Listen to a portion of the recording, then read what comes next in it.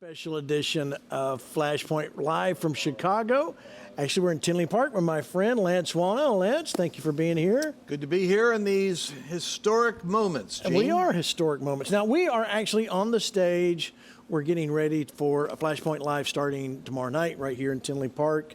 So we wanted to come to you because things are continuing to happen as we continue to watch what's happening at the DNC. We went off the air last night. I want to talk about what we saw, what you may have seen, what you probably, like me, went, let's turn that off. So let's kind of hit some things here right off the top. Number one, let me show you this tweet from Daryl Issa. It talks about the irony of the current policy positions. Put it up, gentlemen. Have you got it back there? Tweet number one. This is going to, whenever we get it, I'll show you. The whole purpose here of showing you what we're looking at, well, there it is.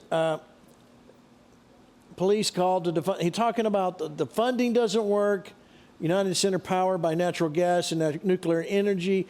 The whole point is, that's all size wrong, but anyway, you get the point. The point is, everything they're talking bad about, Lance, is what they're doing.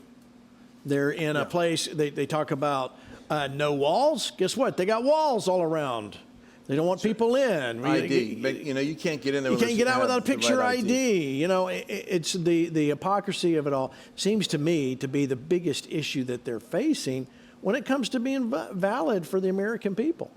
Yeah, and and the quote there, I see the challenge reading it, but the Democrats are gathered in the city of Chicago. United Center is powered by coal and natural gas and nuclear energy that they all pledged to destroy. They're protected by the police that they intend to defund.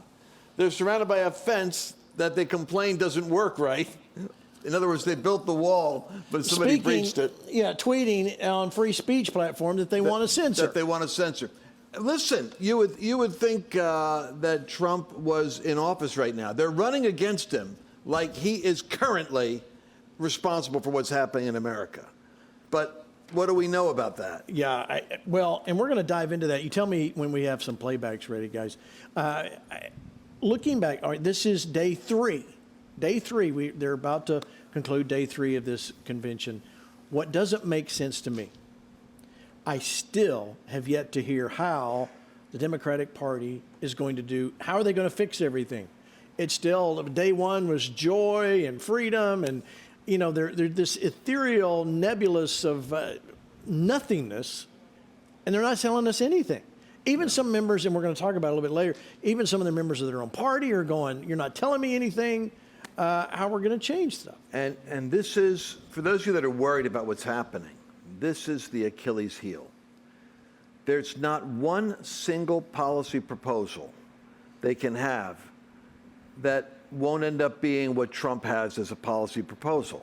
Yeah. I mean, right down to Trump says, keep your money on your tips. And Kamala Harris has a revelation. You know what? You should keep your money on your... Next thing you know, she's going to say that she's all for coal in Virginia because that's going to help the economy. That would be something. And we need to really crack down on this border security issue. But the point is, they cannot talk policy. Now, this is the weird part about the Democratic Party. And I don't mean to be... I sound partisan, but I'm not, because I did not come in to the political arena until I came into the kingdom. Then I realized that the pattern of what I was fighting against in the spirit was corruption in high places that is bringing us into wars that we shouldn't be involved with, debt that is crippling us. And I realized, oh my God, we're supposed to pray for this country. Then I began to realize we've got to pray for the right rulers. Right. Then you got to the rulers do the right thing or the wrong thing. So here's what got me involved with this, Gene. It's that I see a danger in that what's happening with the Democrat Party is what you call a hive mind. They're all of one mind and one accord, but don't have a single policy except what accommodates the individual interests. The trans people want more trans. The drag queens want more storybook hours. The open border people want to keep the border open. The amnesty people want to make the non-citizens citizens. In other words, their policies are crafted in order to create a constituency that will give them power. It's not an ideology. It's you want this, you want that, you want that, you want that. Vote for us and we'll get it for you. So when they have to give it to the American people, Barack Obama has to come out in the style of a very skilled orator and paint this charismatic, energetic picture about the way it ought to be, but not mention a single policy. You know why? Because what he's selling is the hype of hope, which is what got him elected, That's right. not the substance of strategy. When it gets down to that, the American people are going to go, and what are you going to do? And how are we going to do this? And that's where they're vulnerable. At some point, they have to deliver the policy. They sure do. Let me bring in Mark Meckler, Convention of States. Mark, I'm sure you saw some of last night. Give me your take on what you saw. Let's start with Michelle Obama. Look, I mean, I think the most interesting thing with the Obamas and so many there at the DNC is they abhor the wealth creators. And yet when you look at the people who are on that stage, they're all wealthy. They've gotten wealthy by being on the government grift, by being on the government payroll, and then ultimately making money off the fame that came from that. They become multimillionaires. The Obamas, I believe, own 4 homes. Look at Bernie Sanders owns 3 homes. And they attack the people who create the wealth while they siphon off that wealth themselves. I think that was a theme at the DNC last night. It sure was. It's really, if it weren't so tragic, it would be funny. I'm sorry, I shouldn't be. It's horrible what we're seeing. All right, Mark, tell me what I was going to get into this a little bit later, but I can't wait. I want to get into it now. See, I'm just hanging out here with you. I start talking like you. Gene, you're starting to sound familiar. So, what really upset me last night, and this has nothing to do with Republican, Democrat, when you start bringing out the race issue all over again, and you're hyping this up to the American people, you're speaking those things. We know there's power in words. You're speaking those things into existence. And then you got people at home going, yeah, I didn't get promoted at my job. It must be because I'm black. Or it must be because I'm Asian. It must be because I'm Hispanic. Whatever. They're pushing. This is the agenda that we saw, and you and I were discussing this earlier, and I know we got a video we'll play later. When you realize for the last 16 years, only 4 of those were with Trump, and you had a good point about the Trump years. The last 16 years have been Democrats creating America. If you don't like America, this is the America they gave you in 16 years. The 4 years that Trump attempted to govern, he had the Mueller investigation for the first 2 years over what we now know as fraudulent Russian collusion that Hillary set up. Hillary set it up. They paid the Democratic Party with Perkins Coie, their lawyers, paid for the document. Then they had 2 impeachments. An impeachment, by the way, over exposing Hunter Biden's connection to being paid off with Burisma. The CEO of this operation came out and said it was totally corrupt. But they wanted to take Trump out of office. Why? Because he suggested that maybe they ought to look into the Biden administration corruption or the Biden family corruption. Now, yesterday, by the way, we didn't even cover it live. Well, let me play this clip, because otherwise we're going to say what's in the clip, and I want to play it. All right, I don't know what you got. You never tell me what you got. I know. Go ahead. Play the clip, guys. In all these speeches, as good as they were, is that she's in the White House right now. Democrats have controlled the White House for 12 of the last 16 years. And for all of the talk about division and the problems in the country and people are hurting, Democrats have mostly controlled this country. Trump had it for 4. The Obamas and Biden had it for the rest of the time. And somehow, it's still all Trump's fault, and somehow she hasn't been at the center of it. So to me, that's still the glaring hole in this campaign that hasn't yet been solved at the convention. How do you explain all of the problems that will be solved by the person who is currently in there for the last 3.5 years, who is supposed to already be working on solving it? Yeah, and that's the whole point. They're there now. Why isn't she solved? Remember, it's Biden-Harris. She takes every bit of the amount of credit or blame, depending on how you want to look at it, for what's happened the last 3.5 years. So why is there a border issue? Well, you could have done something. Why are there all these other issues? You could have done something. You've been there. That seems to be, you would think they're running against Trump, as if Trump was still in the White House. It's the way they're running this whole thing right now. And your point is, stop and say, she's been the co-administrator of the country for the last 4 years. What brilliant innovations are going to come from her other than the the hype and the smile and the laughing. What's coming in that she hasn't that she hasn't done yet? What's the secret sauce she's been holding on to? Oh, just give me a chance to get in there. I want to hear it, and the country wants to hear it. By the way, don't think for a moment that the Democrats are very good at doing media. They control the entertainment mountain. Yes, they do. The problem is this is playing to their base. So those of us that are watching this with a degree of angst, going, but there's no policy. All they're doing is they're stirring up race hatred. You know what the Democrats are like? They're like a divorce lawyer who does a seminar on why your marriage is lousy. In other words, they make a living telling you why you're miserable racially so that they can get your vote, because they're in office as divorce lawyers. They're basically divorce lawyers. They want to divorce you from America. So the thing that you and I got to be watching is the ratings. And I don't know what the ratings are yet, but I can tell you this. Hillary Clinton on evening one had worse ratings than anybody that's been on so far. So you're not seeing anyone but the base watch this. The average American that's looking at this goes, oh, Obama's, I like him. Is he running? Oh, he isn't running. So there's nothing happening here that's going to have a post-convention impact if they don't start getting down to substance. No, and the substance just simply isn't there. Speaking of ratings, this DNC is significantly, I wish I didn't pull the numbers. I saw this morning, these numbers are way lower than the last DNC that Really? they had. I suspected. I didn't know that. So, because I think of this, people are going, what is going on? Let me bring Mark. Mark, talk about this. I want to ask you this question, Mark. Is this convention, does it even really matter right now? And if it does, how does it even matter? Yeah, I don't think it's going to matter generally. I think Lance said it correctly. They're playing to the base right now. The numbers are, by the way, it's down 20 million from the 2016 DNC. There it is. You can't really count the 2020 because it was a virtual DNC, so the numbers are way off. But you go back to the last actual live and in-person DNC, they're down 20 million. Means most people aren't paying attention except for the most rabid base. They don't really care what's said. They're going to love Kamala no matter what. I think she's gotten all the bumps she's going to get, and I don't think we're going to see this make any difference at all.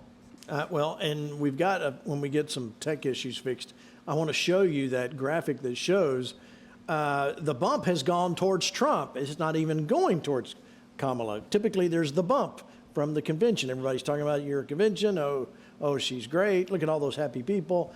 It didn't happen. Now, we talked about this a little bit last night, and I'll go to you first, Mark. Because I want to get your take on this. Joe Biden spoke first thing Monday night, and he was typically not, the sitting president doesn't usually speak the first night. You save that to the end because he's a big, he gets a lot of notoriety because of who he is. But that didn't happen this time. What did that say to you with Joe Biden not making it? I think it said multiple things. I mean, first of all, they didn't have him speak until almost 11 o'clock Eastern time on the first night. That's a time when almost nobody's watching. There's division in the party. He is sour about the fact that he got forced out. He doesn't like Kamala. He's never liked Kamala. Remember, when he ran for president, Kamala accused him of being a racist, attempting to keep her as a little girl from going to a white school. I mean, she painted him pretty poorly. Jill Biden really doesn't like Kamala. He was forced out, I think, under threat of the 25th Amendment. So that highlighted the division in the party. And if you want to know how sore Joe Biden is about this, he left the convention after the first night. That's highly unusual. I think they just wanted him off the stage, out of the arena, and out of view. Yeah, I don't think there was much of a long goodbye there. And all right, Mark, look at this. And Lance, Rasmussen reports Trump had a huge night on Rasmussen last night. Surged a 10-point lead. What an outlier reaction to Kamala's outrageous Marxist policies. Now, this was on the 18th, if I remember right. So this was right before the convention. But look, Tim, I mean, all you got to do is look all the way to the right of that one graphic, and you see the big jump. Why? That was August 18th over there, all the way to the right. When you see that, Mark, what does that say to you, where the population is heading? I think once they start to talk about policy instead of joy and love and hope, the population is headed towards Trump. Look, Kamala is starting to lay out some policy. It's coming from surrogates. There's been some noise that she's going to adopt Joe Biden's tax policies. That means a 28% corporate tax, which is going to destroy business and drive business offshore. She's talking about a 25% tax on unrealized gains. I just want people to understand what that means. If your house goes up $100,000 in value this year and you don't sell your house, you're going to owe $25,000 in taxes. I mean, that's going to absolutely destroy average people. Talking about a capital gains tax of 48%. That means on any profit you make on any investment you sell, you're going to lose almost 50% of it up front. I mean, these are job-killing, economy-destroying policies. The American people don't like them. Yeah, all right, Lance, your thoughts. You saw the poll there. I think what Mark just did is very important. The average American does not understand these economics, the economics.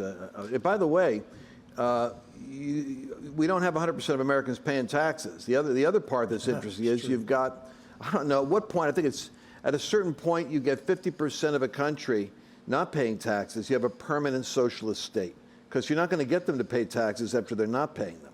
So if you're retired, if you're military, if you're older, if you're younger, if you're unemployed, if you're below a certain economic level. So that means the tax burden is being carried by a portion of America. So when you put the squeeze on them, if we can make that argument. Now, the danger is the left will lie. They'll talk about how they're going to give tax relief rather than tax you. And they'll give relief to the students. Students get well, I want to hear the cornucopia of promises that Kamala's going to release to get the youth vote, which would be like, we're going to eliminate all your student debt, et cetera. But the reality is America is heading for, this is an economic reality. The globe is upended right now, meaning we're heading in a recession. We're in a recession. It's a global setback. And whoever that next president is going to have solutions that are very disciplined. Kamala Harris has never run a business, never hired an employee. She's a lawyer. And lawyers don't create jobs. Right. So the problem is really going to be whoever's sitting in the Oval Office is going to have to manage a nation dealing with an ultimate reckoning. $1 trillion every 100 days is what we're putting on our own national credit card, and the other countries are backing up from the United States because we don't have our fiscal house in order. Whoever is president has a very tough job. What will Harris do? She will socialize everything. The government will take over the problem, but the government then will control everything. And that's exactly the Marxist scenario. They don't mind if they have total power. It's like in Venezuela. They'll take over total power. The nation will go down the hole. This is what Trump has to be able to articulate in 70 days. Right. Yeah. All right, let me show you this poll. Look at this, Mark. Interactive polls. Presidential election winner, Donald Trump, 52%. Kamala Harris, 47%. The point here is look at those swing states. Pennsylvania shows Trump up 51 to 49. Arizona, 53 to 47. Nevada, 54 to 46. That's staggering, 9 points. And then Georgia, 59 to 41. North Carolina, 60 to 40. This is definitely looking one-sided here, Mark. What do you think? Yeah, right now, to be honest with you, Gene, I'm not paying attention to the polls, and they're going to fluctuate. They're all over the place. You got to look at the crosstabs. I would wait until at least a week after convention to start paying attention to any of the polls. I think this is anybody's race right now, and frankly, if I'm going to be really direct about it, I think it's Trump's race to lose, and I worry about the level of discipline being exhibited by his campaign or not. That's really going to be the dividing factor. If he can stay on message, if he can attack Kamala on everything that she and Biden have done, I think he's going to win this thing going away. I think you're right. I think Trump has to be Trump, though. I think when we try to put him in a box, he doesn't do well. However, there is a glaring opening right here, Lance. If you'll just reemphasize your policies, you would be doing a great move in this whole fight. Just tell us what you're going to do, which he has, but he needs to tell us now because what's glaring is that she's not telling. Right. What Mark is saying is so important that I am not nearly as confident as everybody else about Trump winning. And I have a couple of reasons why I'm concerned about that. But I'll tell you how he can win. And Mark Victor Hansen has said it recently in a 3-minute YouTube, which I recommend everybody look at. He has got to do what Lee Atwater did. And Lee Atwater is vilified as the draconian Darth Vader that got George Bush elected when he was running against Dukakis. Because Dukakis had the ability that the Democrats are using now to create a mystique around someone to change who they are so that they were marketed successfully. Right. And what Lee Atwater did was he took somebody who was a left-wing progressive liberal Democrat from Massachusetts, and he, instead of making him look like the technocratic, pragmatic, administrative adult that would take the nation in the right direction versus dunce over here Bush, what Lee Atwater did was he stripped that from him. He was the one that came up with the Willie Horton ad about letting a convicted criminal, just amplified it, so much so that, Gene, the Republican Party in Washington was embarrassed that they won in such a gruesome fashion, because he took a 20-point Democrat lead 100 days before the election and reversed it to a victory by hammering on taking the veneer off of the Democrat candidate. Remember, they got ABC, NBC, CBS, MSNBC, CNN. They own the airwaves. 90% of that coverage for the low-information voter is making her a glamour queen, solution to America's problem, and laying all the problems at mean old criminal convicted felon Trump's feet. So what we need is a Lee Atwater strategy, and you can do that with integrity.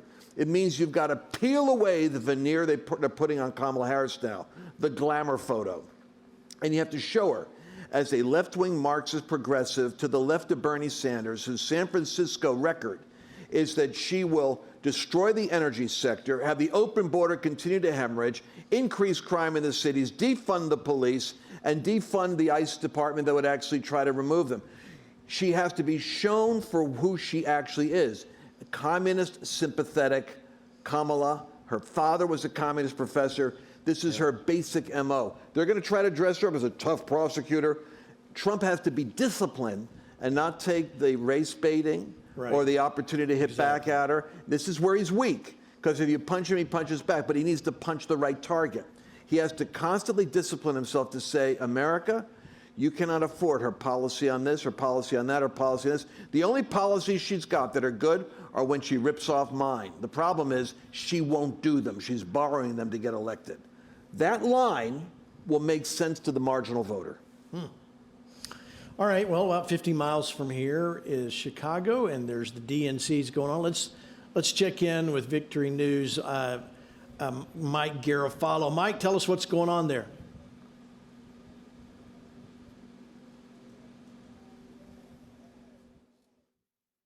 Okay, we lost the feed. All right, whenever we get the feed, we'll go back to him. This is like Steve Bannon at the War Room. Denver. He's always yelling at Denver. Yeah, Denver.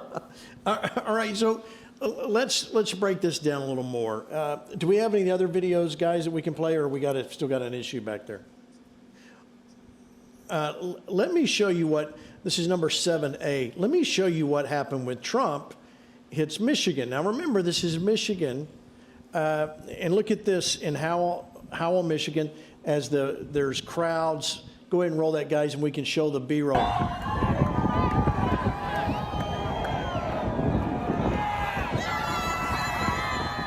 Are we seeing it? There it is.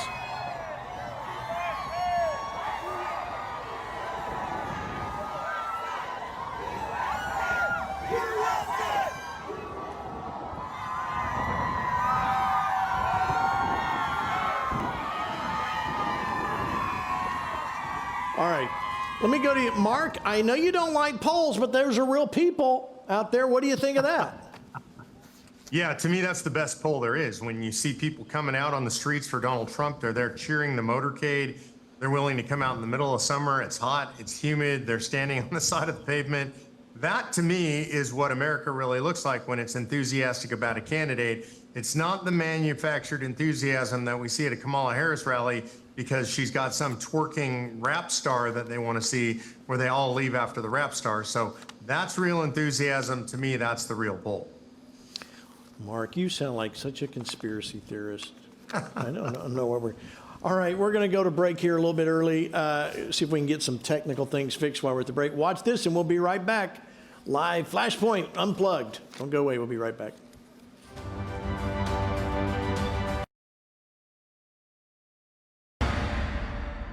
FlashPoint Army is gathering together in Omaha for the Rescue America Tour as we take our stand for God in this great nation. Thursday, September 12th at the Mid-America Center in Council Bluffs, Iowa. Join Gene Bailey, Hank Kuhneman, Lance Wallnow, Dutch Sheets, Rick Green, and Sammy Rodriguez as we equip you with the tools you need to make a difference. Join us September 12th at the Mid-America Center in Council Bluffs, Iowa, and register today at 2024flashpoint.live.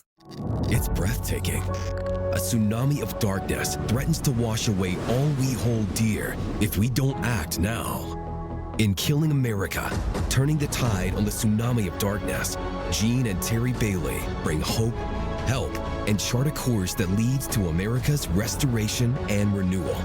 Don't wait. Get your copy at killingamericabook.com and counter the tsunami of darkness with a deluge of everlasting light. My parents raised me right. I can see that more and more every single day.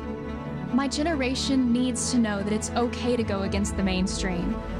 I choose righteousness. I love this country so much that I bled for it. And now that I'm back home, I can see the fight isn't over. The future of this great nation hangs in the balance, and I won't stand by. I live in the land of opportunity, and I want to keep it that way. I'll show people that freedom is what makes us thrive. I can be that example. I won't let the world have my grandchildren if I have anything to say about it. The next generation needs a real example of strength. I'll be that. I am the FlashPoint Army. I am the FlashPoint Army. I am the FlashPoint Army. I am the FlashPoint Army.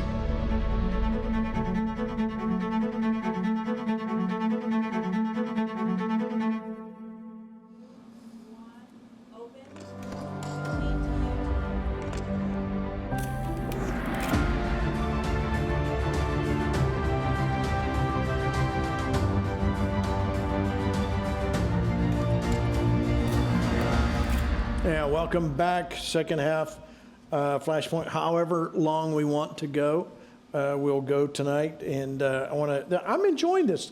Lance, I get to sit right across from you. Look, this has been enjoyable.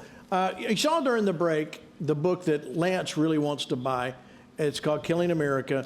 Terry and I wrote this because this is based on our talks in the morning.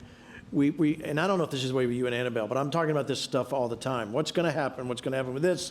Terry's got insight. She gets up before I do, so she's got input.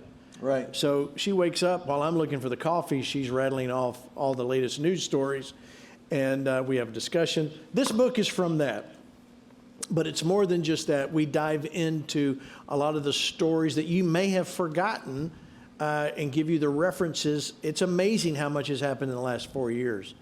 As we remember what was going on in 2019, as we were heading into the 2020 election, COVID, everything, people in COVID camps, and a lot of that footage that we showed here on FlashPoint, it's no longer out there. It's been scrubbed from the internet. They want you to forget this. Well, it's like Kamala Harris being the border czar. Yeah, I don't know. She was never the border czar. That's right. That was totally erased. So get your copy of Killing America. You can get it wherever books are sold. Turning the Tide on the Tsunami of Darkness, or you can go to killingamericabook.com and you can get it there. Were you going to try and sign my book? No. Okay. I'm going to look at your chapter headings here. Yep. All right. So I want to, Mark, and let's dive into another topic. And I'm going to get into it by showing you this from Fox News. This is what Nicole Shanahan said about Trump, and she believing he's sincere. Now, if you don't know who that is, Nicole Shanahan is Robert F. Kennedy Jr.'s running mate. So we played a clip last night. This is another one. She goes a little bit more in depth in what she's thinking is going to happen. Watch. I have to say there's only one party that has obstructed a fair election for us. And unfortunately, it was the Democratic Party. They've done everything they can, including creating PACs to prevent us from being able to have ballot access. Yeah, it's interesting because you were saying that you could stay in and run the risk of Kamala Harris win, or you could walk and you could join forces with Donald Trump. When you say join forces, Nicole, what do you mean specifically? Well, this idea of a unity party, an idea of us coming around these principles of fighting for liberty in this country, fighting for our children's health. We have the worst chronic health crisis in the world right now. Over 50% of children are diagnosed with some chronic disease. This is unconscionable. Yeah. And we are willing to work with anyone who is sincere in their endeavor to fix and address this issue. Do you believe the Trump campaign and Trump himself is sincere? Do you see a home? You talk about this as being Bobby's decision. Do you see a home for RFK Jr. in the Trump administration, Health and Human Services, something to that extent? I would fully support it. I would fully support a strong partnership dedicated to this issue. A lot of people comment that in his first term he didn't accomplish many of the things that mothers really were hoping he would do. Made some big mistakes around the pandemic. However, I think that he is sincere. Yeah, I do. All right, so he's sincere. Mark, what do you think? This is, she sounds like they're getting ready to endorse. What do you think?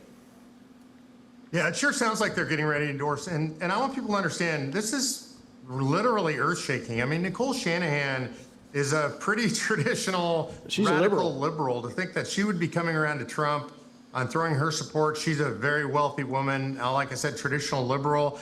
RFK Jr., Cook Political Report says that goes to Trump's benefit, definitely. Maybe between 1 and 2 points in a close race. That could be the difference. I think there is room for RFK. I'm not a big RFK fan, but on certain issues, there's room for him in Trump's orbit. So I think this could be the right marriage at the right time. And maybe it's not so much that she's a Trump fan, she's not a Kamala Harris fan. That could be the real issue. But let me show you, Lance. Let me show you when Donald Trump was asked about this, and this was his response. Watch. Can I ask you about RFK? Because just moments ago, his running mate said that they were considering endorsing you. Have you considered him for a role in the administration, and what role would that be? Well, we haven't, but I would love that endorsement because I've always liked him. Would you also consider putting him in the administration? You're asking me a very unusual question. I haven't been asked that question yet. I like him a lot. I respect him a lot. I probably would if something like that would happen. What do you think, Lance? You know what I love about Trump? I'll tell you what. With Harris, the one thing you could say about her that I think will resonate with most Americans that aren't in the Borg mentality, right, is she's fake. That you get the impression that there's a plasticity to her, an artificiality, and a lack of authenticity. With Trump, no one accuses him of ever being hypocritical. They accuse him of being bad, dangerous, right, Hitler-esque, but they know that Trump's ego is such that he won't commit to anything he isn't going to do, and if he says he's going to do it, there's a high likelihood he will. Right. That moment right there told all the Kennedy followers, dang, he got caught off guard with the question, but you know what? He puts himself out there like that. Yeah, maybe so. Maybe that and is it's like, yeah, I could see it, because he's a deal maker. We are more radical than Trump. For the leftists that follow us and they're all paranoid about us, understand something. We know that we're to the right of Trump. Trump is he is a deal maker. And so you see that little glint in his eye, you know what he's thinking? I want the endorsement. And yeah, I could put him on the pharmaceutical. He's got an axe to grind, and I could let him loose on that one. And I think my people would like it, and he'd like it. So if this happens, that is, I think, a game changer. And I say that sincerely, because if our audience thinks this is a shoo-in, you're watching all your favorite pollsters give you what you want to hear. By the time the election comes around, you're going to see these polls tightening up neck and neck and neck and neck. And if you don't believe it, just look at the Senate. It's tight. Look Congress. We're not even sure we can win it. And not every race is rigged. Don't give me that. Well, they're rigging it. Yeah, like every single one in every county? No.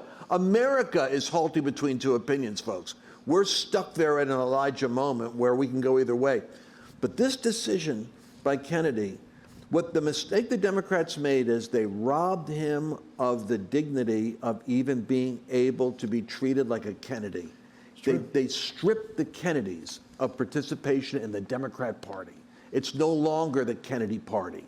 And when they did that, they justifiably offended a man to the extent that he won't be neutral. He would be wise to say, you shouldn't do that to people in the future. That's not democracy.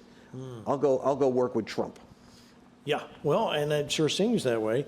And we're hearing that there's he's in Phoenix on Friday. And so is Trump on Friday. And so is, they're both there. So who knows? Friday during FlashPoint, we may have more news to talk about. It's just too bad it isn't going to be. Is the DNC still meeting on Friday? No, Thursday night's the end of the Not too bad. If it could only be Thursday, Trump could actually then put Trump the news cycle. Trump the news cycle. He would love that. Yeah, he would. What do you think, Mark? Let me get your final thoughts before we move off this topic.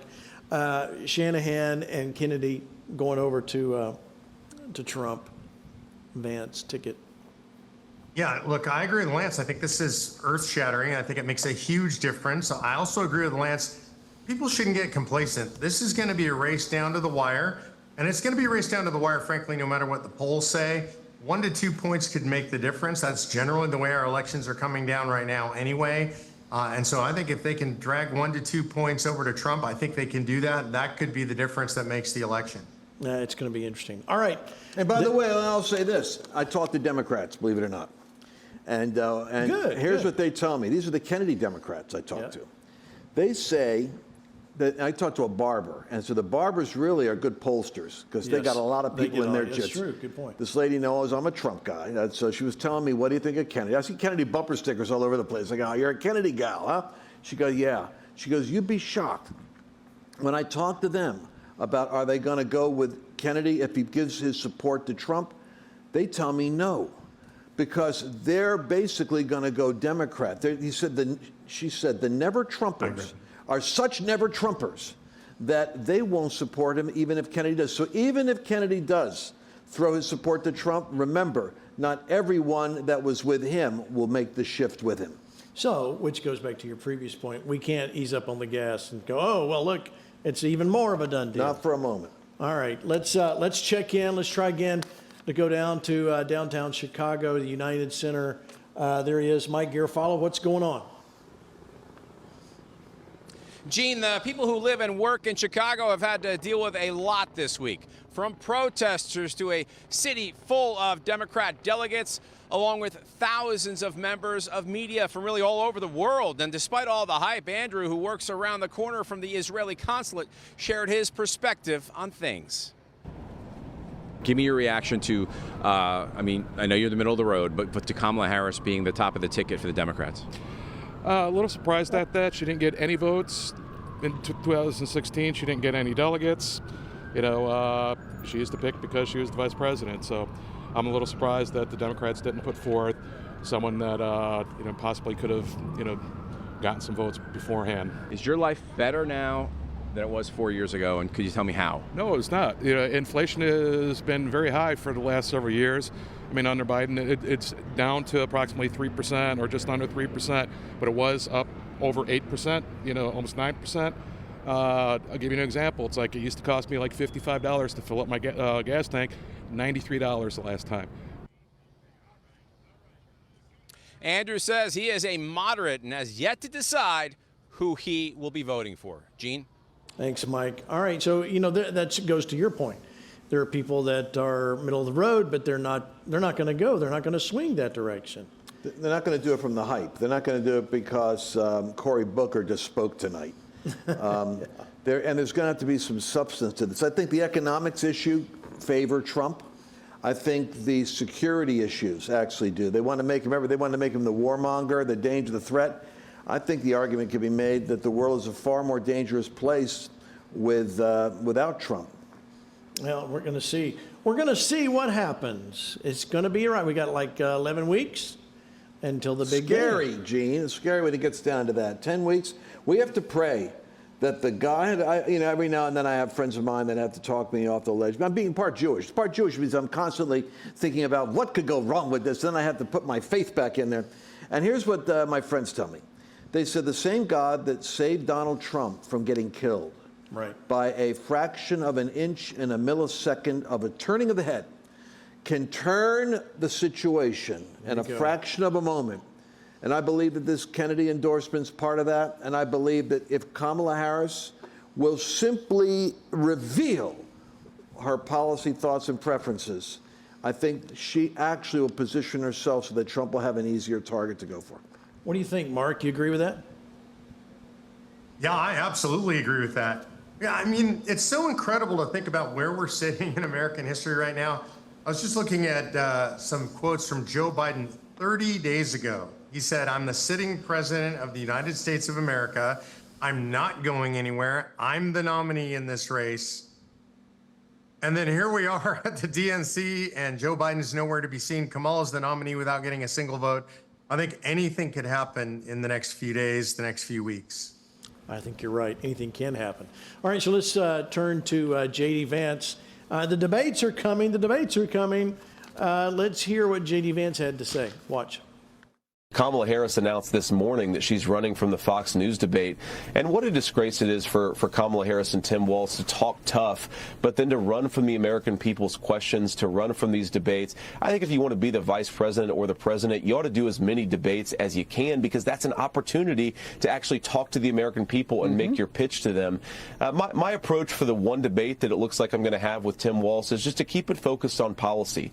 You know, this is a guy who supported the rioters in Minneapolis as they burned down that city to the ground. This is a guy who supported policies that would defund the police, that have raised the price of groceries and of energy for American families. And I just want anybody who watches that debate to come away with it with a recognition that I know what it's like to deal with some of the problems and some of the bad policies of Kamala Harris, and we're going to make things better if the American people trust us with the opportunity to do so. And so that's how I'm going to keep it focused, and that's what I'm going to focus my preparation on. Lance, he brings up the good point there, but I mean, they're saying they're not going to do the Fox debate. I don't think Fox is going to be like suddenly pro-Trump. Why would they skip out of the Fox debate? What do you think?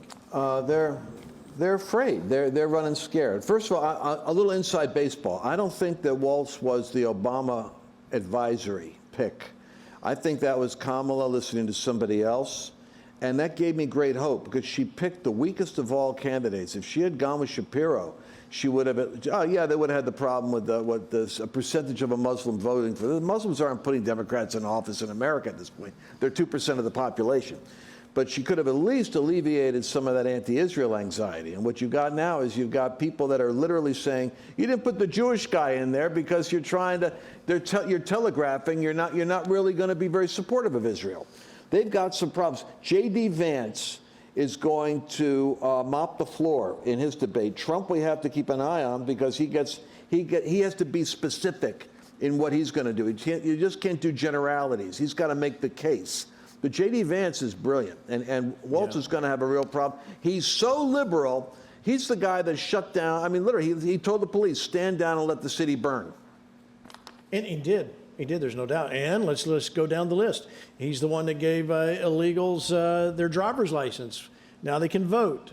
He's the one. I mean, it just goes on and on and on. Yeah, she picked the ideological abortion perfect, up into the time of birth. Yeah, and so the argument can be made by J.D. Vance, which he will make. Because remember, people aren't going to elect the president based on the vice president. But what Vance has got to do is he's got to expose the fact that Vice President Walz is Kamala Harris's philosophy. He's going to pin her on Walz's extremism. He's got to do that. Well, he does. All right, let me talk. Look at this, Mark. This is the real job numbers. Watch this quick video. No, the range of how many jobs they would take away for a variety of reasons, maybe the largest is the birth-death model for businesses, was going to be somewhere between 350,000 and 1 million. It comes in at 818,000. 818,000 different. Mark, how do you rectify that? How could it be so wrong? Well, because the numbers are cooked, and they've been cooking them in order to benefit the Biden administration, to look like job creation is up, to look like we're not in a recession when people know by their pocketbooks that we are.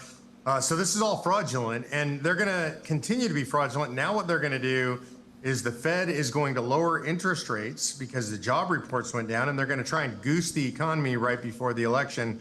Again, this is all just an electoral scheme. No, what do you think, Lance? You agree with that scheme? Well, yeah, here's a little inside baseball. There's there's thousands of banks in the United States, and in every quarter, Gene, there's a certain number of banks that fail. They simply aren't. They don't have the balance sheet that can justify. And so there's a self-cleaning up. It's almost like bad mortgages. Well, something strange is happening to the banking institution based upon Fed policy in the last year. Instead of having 125 banks that have to close up and be bought by bigger banks every quarter, there's no banks closing. They've been told that there's going to be a slight change in the policy regarding the criteria for judging the solvency of banks. So if you check this out, this is a big news moment right now. Banks are not closing when they are no longer solvent. They're being supported in order to help the Democrats during the election cycle. But that means that the moment that the new administration goes in, you're going to see a discovery regarding failures of banks that were swept under the carpet during the election year. Well, it's definitely a numbers game. And one thing about the numbers, when you play the numbers like that, eventually they're going to come out. And so that's what you're saying. We're going to see what really happens. All right. As we start to wrap up for tonight, I want to talk about the fact, it wasn't that long ago. It was July 13th. President Trump had the assassination attempt. No, but everybody's kind of forgotten that in the media. Let's move along. Let's do that. We could go down the list of they cremated Crook's body. They don't know where it is. They don't know what happened. All of these crazy, and it sounds conspiracy, but why would you do that with some things that are, this guy tried to shoot, or he did shoot the president. He just didn't land his target. That's one topic. So you've got all that happening. The media is ignoring it. Yet here comes Trump in one of his first rallies outside again. He's had glass, bulletproof glass in front of him. And look at what the man does. Watch.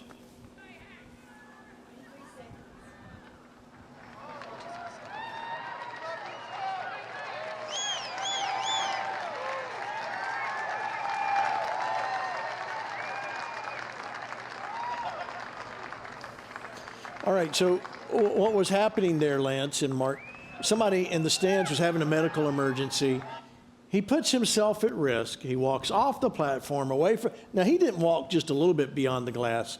He walked all the way to check on the guy or lady, whoever was dealing with the issue. That does say, what does that say to you? If you're at home and you're wondering about this guy, you're thinking, okay, it could be a real popular. Did he do it just to show that he's brave? This is the way he is.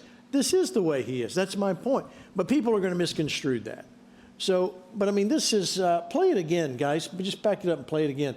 Because he doesn't run over. Very methodically just says, I'm going to go check on this guy. Mark, what do you think? What does this say to you about President Trump? Yeah, look, he's an authentic human being that actually cares about people. I think that's one of the things that it shows. This is what you should do if you're an empathetic human being and somebody goes down in a crowd. You should try and get there and see if you can do anything to help. It also shows his courage. He's not standing up there behind the glass trembling in fear and being afraid somebody might take a shot at it. Frankly, he's not even thinking about that. That is genuine courage. You can't manufacture that. That's what's inside the man's heart. He's not running from a Fox debate. No, he's not. Let me say something else about this shooter. All right. So I'm not a big conspiracy guy on the assassination thing. As far as I'm concerned, I've listened to Secret Service guys, Bongino and other guys. Forget the water tower, forget that other shit. There was 8 shots the guy fired. They have 8 casings the FBI recovered. There were 2 shots fired at him, one by a policeman evidently, and one by the shooter, by the sniper that was protecting him. That were shot at Crooks. That's right. So there's 2 shots at Crooks, right? And there was 8 shots that he got off.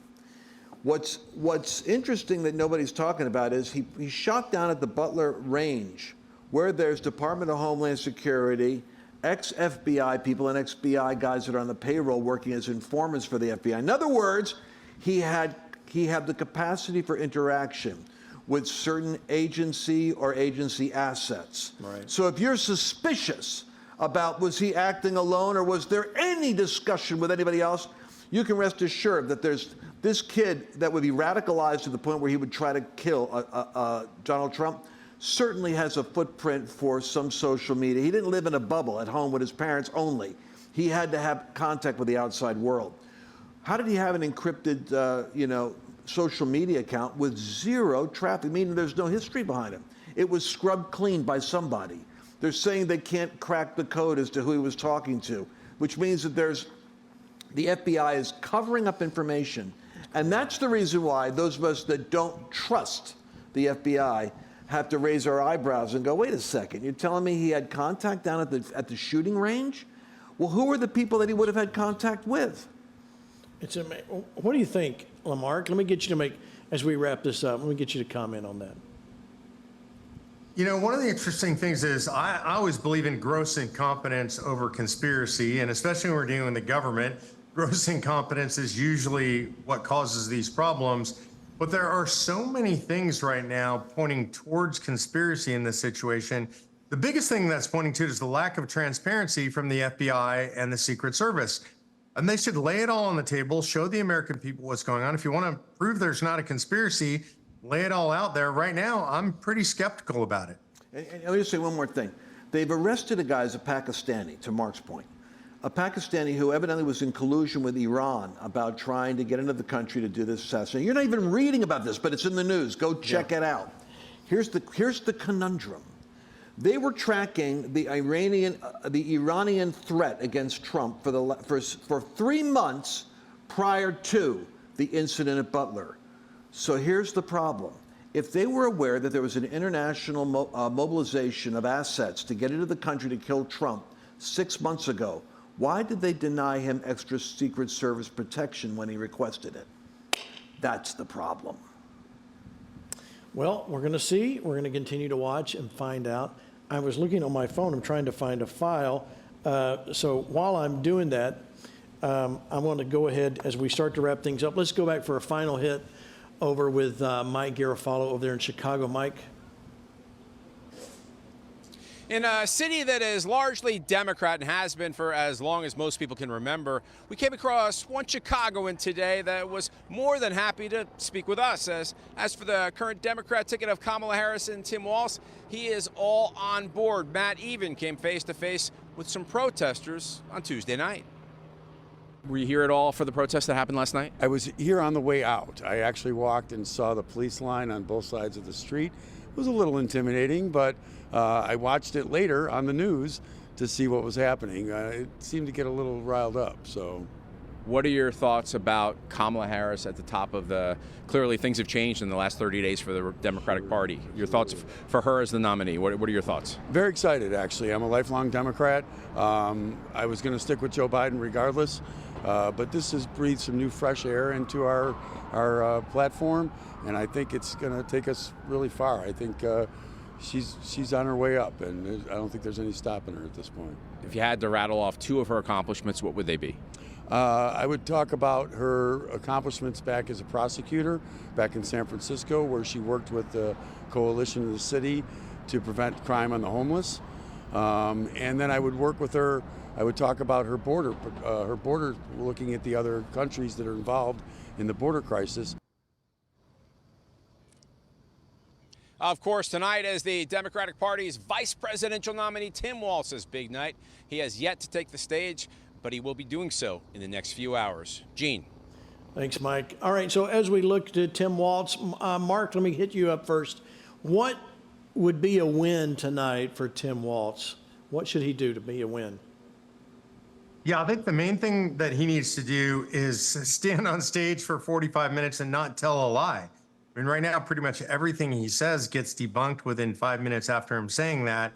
He needs to stay away from the military service issue. He needs to stay away from the cities burning, Minneapolis, St. Paul burning to the ground. He needs to stay away from all of that stuff. If he can do that, that's a win for him, I would say. What do you think, Lance? Yeah, he's got to. They hired him because they think he can have the dad effect. So he has to go out of his way tonight to normalize himself. The strange thing is, they festooned on the Trump Towers. Remember, while we were there this week, that they called like Trump and Harris, or Trump and J.D. Vance weird. The reality is, Waltz is weird, and he's the guy that had tampons distributed to the teenagers in the restrooms. The boys' rooms, yeah. So he's got to counteract the weird vibe that he's got and show that he's really been misunderstood, that he's as normal an American pie as any dad. I'm a dad, I'm a husband, I'm a father, and normalization. And that's going to be his job, to do a cosmetic makeover. But he's still letting people call him Command Sergeant Major. That's a big deal to Americans. Not just, of course, those that served in the military, our veterans. That's a big deal. We did a whole show on that. But he's not correcting the record. Should he go out there and correct the record? Oh, well, he knows he has to do something before J.D. Vance connects with him, because Vance is going to do it for him if he hasn't done it by then. All right. What do you think, Mark? Yeah, I agree. At some point, I don't think he's going to do it tonight from the main stage, but he is going to have to correct the record on quite a few things, or J.D. Vance is just going to cut him into ribbons on the stage. This is going to be a very interesting debate. It sure is. All right. So I know we talk about a lot of negative stuff, and tonight we've talked about things like, you've got to keep going. You got to stay connected. You got to stay plugged in. Don't take your foot off the gas. Nothing's for sure. Don't necessarily believe the polls. All these things that we have to. But that is not a reason to be discouraged and defeated. You and I still win, and there is still a reason for you to be encouraged. And there's a reason we want to bring you hope in these last few minutes, because we must stay engaged. But let's understand where our hope comes from. Lance, where does our hope really come from, and how do we have hope in these times? Well, our hope is in the Lord. I was in Israel right before the Hamas attack, and I felt that the Lord said that for the sake of the nations, God was going to intervene in the United States. Right. We could talk about our country. I'm not sure if our country isn't really, it would be mercy we need right now, because we really have behaved in a way that is dishonoring to God. And our global influence hasn't been righteous. We've exported a lot of our insanity to Europe, and they've had to put up their own firewalls to keep American wokeness out of their countries. But I do believe that America still plays a role in the world that brings stability, and that the removal of that protection on the United States would be the acceleration of persecution globally. So I think that we could pray. I'm saying to all people, take Isaiah 45, the Cyrus chapter. This is what I preached in 2016. And go back there. I'm going to be praying it myself, that God will break down the gates of Babylon for the sake of his servant, for the sake of his people, for the sake of the remnant. God will go before him and make the rough places smooth, shatter the doors of bronze, cut through the gates of irons, and give to him access to the treasures of darkness, or the wisdom of God, and expose the schemes of the enemy. I'm praying Isaiah 45 over Donald Trump and over America right now, and he's going to do it for the sake of his people, not because of our righteousness, but because of the remnant. Remnant. How about you, Mark? Bring me some hope here. What should I be what should we be focusing on? There's two things that bring me hope. Number one, like you, I travel all over the country, and I meet with great grassroots activists everywhere I go. You have the FlashPoint Army. We have Convention of States. There are millions of people out there that feel exactly the same as we do. So when you watch TV and you see all the darkness, don't buy into the darkness. There's a lot of light out there if you just go out and look for it. And then I would say, most importantly, we have the ultimate hope, because we have our Lord and Savior, Jesus Christ. And when we have Jesus Christ, we have hope no matter how dark it gets. We know how the story ends. I'm not worried about the ending of the story. I don't control that. That's up to our Lord and Savior.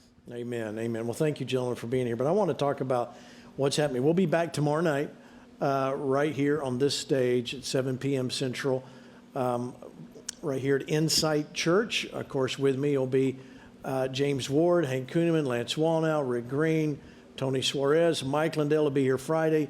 And we've also added our friend Seth Gruber, because we're showing this film, The 1916 Project. Now, I want to make sure you understand, every American should see this film, The 1916 Project. You go, oh, that's the abortion film.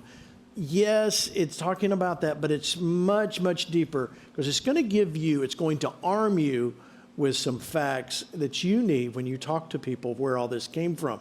It goes back beyond Margaret Sanger. Let's go back before what happens. Did you know Hitler got his ideas for what he did actually from what was happening in America? There's a quote, we've read it here before, that actually says this is where he was getting his ideas of ethnic cleansing right here in America. No, worse yet, he was getting it from Southern Democrats. He was getting from the Democrat Party and was learning from them how to utilize the race issue against the Jews. So, but I'm telling you, it is not political in the light of, look how bad and evil these people are. You don't have to worry about that. This are the facts. That's why I want you to see it. We're going to show the film Friday afternoon, absolutely free. You can see it. Seth's doing that for us. But you got to be in the room. Won't be on television in any way. Of course, our Flash Talks. Lance, what are you going to do at your Flash Talk, It's always exciting, Gene, because I never quite know. In each event, I wait and kind of feel the moment, the zeitgeist of the moment, and then we kind of like create a whiteboard. We have the whiteboard here. Don't you have the whiteboard? I'm sure they're getting one. The whiteboard's indispensable to that In fact, revelation. if nothing else, we'll have Carol with a big piece of paper. Yeah, but I'm praying for a fresh word right now because I think that America's at that crossroads, and I'm seeking God for what FlashPoint's going to be doing this next year because if Trump wins, there will be violence on the streets. Don't expect this to be an accepted outcome. If for some reason he doesn't, then we have to have a very vigorous occupation of the states because the federal government's going to come after our freedoms. Either way, we have a job in front of us that's going to be more vigilant than anything we've ever done in the past. It's without a doubt. What do you think, Mark? You think there's going to be more work to do after November? Yeah, I think regardless of who wins the election, there's a lot more work to do. If Donald Trump wins, he's going to need all the support he can get. The deep state's going to come after him hard. Everybody in the federal government that doesn't like him is going to turn against him. So we're going to have to be here to support that. What I do with the Convention of the States, we have to work to take power away from the federal government permanently, return it to the states. And I think if Kamala wins, we're all going to be defending our rights. I mean, this is going to be a bare-knuckle brawl for the most basic of rights, free speech, freedom of religion, you name it, they're all going to be under assault. It's going to be up to us to defend ourselves.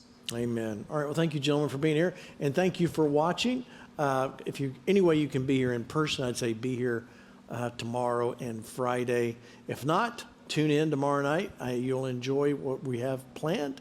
And like Lance, we'll figure that out when we get there. Because I always tell you ahead of time what's coming. Yeah, I'm always. But do you have a website they can go to now if they want to know where we are? I mean, how are they going to find it? You say find us, where do they know where we are? Right there on the screen, 2024 flashpoint.live. Thank you. Yeah. Always watch us on Rumble. Thank you, Rumble, for being with us tonight. Had a banner audience. Thank you for all you watching. Go share this on all your social media. Stay in faith. Stay encouraged. We're going to see the end of this thing. We're not going to give up. We're not going to panic. And we're going to see God do something here in America. Good night, everybody.